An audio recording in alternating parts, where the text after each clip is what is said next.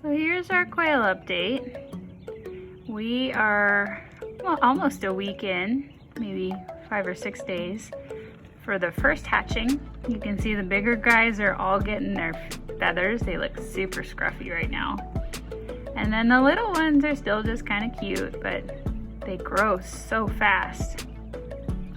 And I want to say, you know, quail go through their food way faster than the chickens do. And granted, there's like 40 birds or something here as opposed to 5 of the chickens that we had. But there are some other differences that it's been interesting to find out. So the quail are super duper stinky.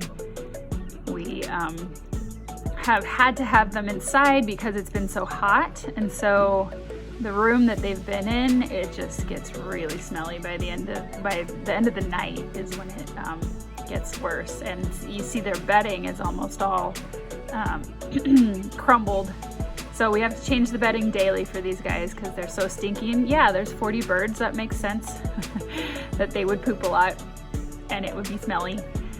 In the future, I think that we will definitely just raise the babies when it's cool enough that they can be outside in the garage, because even the garage, it makes it stink.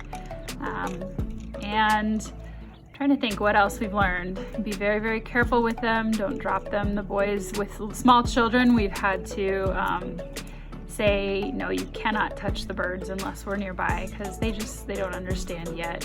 And I think that one we lost because he had been dropped and broke a leg or something. Yeah, his legs just didn't work right, which was so sad. You know, we're supposed to be stewards of these little guys and take care of them, and that made me sad. And then, you know, the other things like be careful with the food and the water when you're setting it down, because it's so easy to accidentally get a little bird under there, or check inside the food tube if it's empty.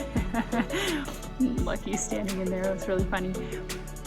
Anyways, the quail are quite an adventure. I will show you their cages that the boys have put together, and